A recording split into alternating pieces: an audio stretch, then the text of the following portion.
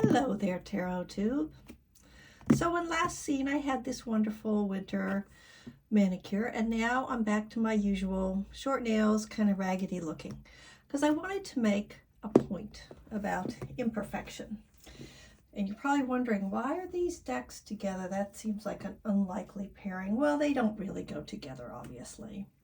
Where am I going with this? Stay with me. Stick to the end. And if you're entertained, like, subscribe. You know, I'm willing to weigh in on the big subjects. So, this was stirred up by this deck.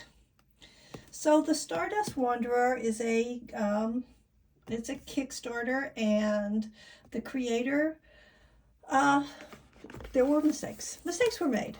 Jen, there were mistakes. Was it Jen? Was it the creator? Was it some weird combination of the two? I don't know. And I think these are out of order. I don't think I can show you I can't show you the mistake easily here. But this is the deck. And it's a beautiful deck. I'm very happy to have it. I'm happy that I backed it. But there was a mistake. A couple of mistakes. A couple of the major cards got mixed up. Has the wrong name on the card. And I guess the mistake is in the book too. I haven't even looked at the book to see it. I just sat down and said, oh, I'm going to weigh in on this. Here's the thing. When I went through the deck the first time, I did it kind of live. It was a live unboxing. And I did kind of stumble over a couple of cards. And I was like, why am I stumbling over these cards? I don't know. Well, it turns out that it was misnamed. And once it was brought to my attention by a commenter, well, the creator put out a video. I'm going to link it at the bottom here. But also somebody pointed it out. And here we go. This is where I stumbled. I was like, wait a second. That's not an emperor. What is that? What am I looking at? I got confused for good reason. There was a mistake. And when the mistake got brought to my attention, I immediately thought of a story from my childhood.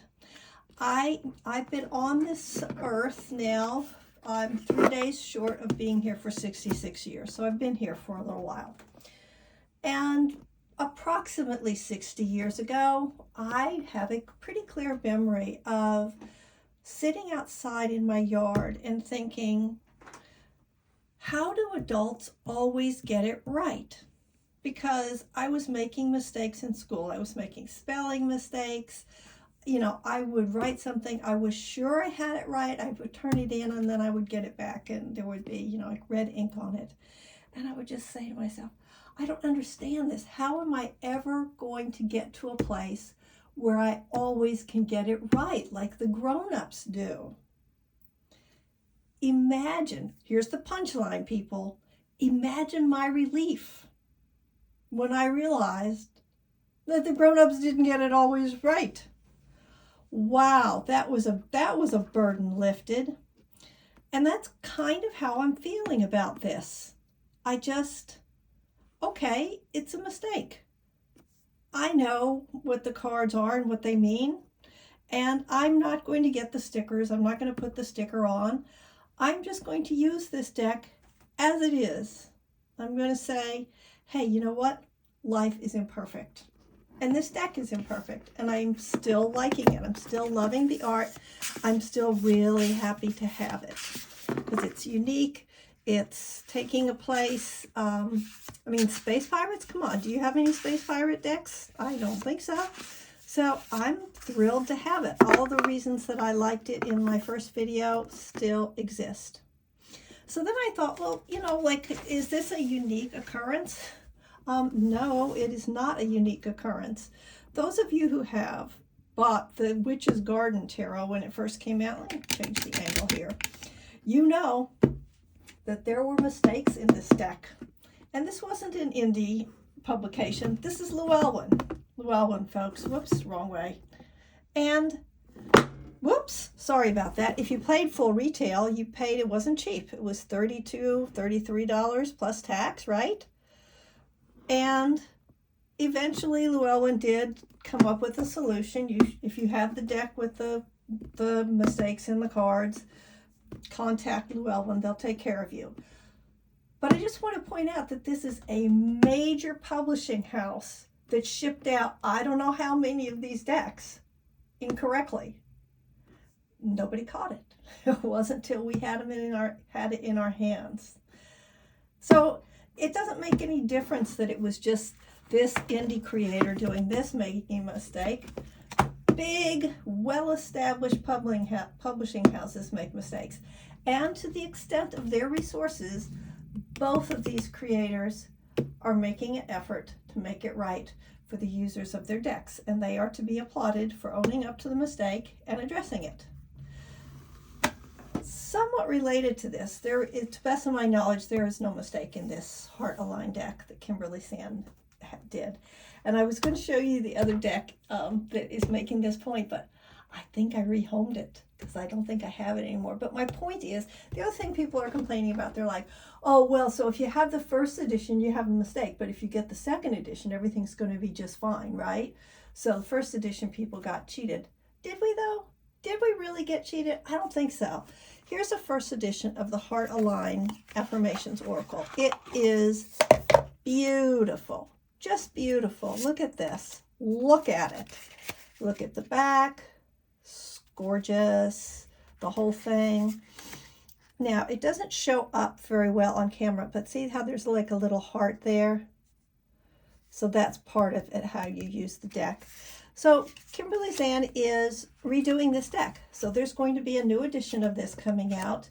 And I suspect that it's going to be a little bit easier to read because I'm very happy with these colors and the white letters, but for some people, it's not so easy to read. And so she's going to redo this, and it's going to be different. And there are going to be people who really like the second edition better than the first. Does that make my first edition not usable? Absolutely not. The first edition's fine. I don't have any problems with this. I can use it just fine. And I'm going to use this deck just fine with the misprint. So, yeah, I just wanted to publicly say these things. Yep, second editions are different from first editions, and depending on your perspective, they are better. They're definitely different, but that doesn't make the first edition less valuable. That makes the first edition sort of more precious. It's at a different point in time, and it's good. It's fine. And that doesn't mean you can't use the decks even when they're imperfect. This one, before Llewellyn, made it right for me, which I didn't even know they were going to do. A friend encouraged me. She was like, oh, you just got to send him an email. I was fine. I was still using the deck with the little mistake in it. I was like, okay, fine. It's a mistake. I was not going to stop using the deck. I was fine. And I feel the same way with this. Now, it may be just because of my age that I feel this way, that I'm just like, wow, let me just step back a little bit here and think about the fact that really some major, major stuff happened in my life in the past 12 months. Births, deaths, marriages, moving, big, big stuff. So there's a misprint on a card in a tarot deck. I don't know. Maybe it's just me, but it's how I feel. And I know that there are some people out there being kind of negative. So I'm just going to say, for me, putting it in perspective with all the other stuff in my life, I'm good with this deck. I'm really happy to have it. So that was me mouthing off. If you are okay with it, you can give it one of those. If you're not okay with it, then just ignore me and move on, I guess. That's it. And yeah, that's that. I hope you're having a good day. And I hope that even when life gives you little imperfect things, like the print on a tarot card isn't correct, I hope it doesn't stop you from seeing all the beautiful things that are out there too. Take care, blessed be, and I'll see you in the next one.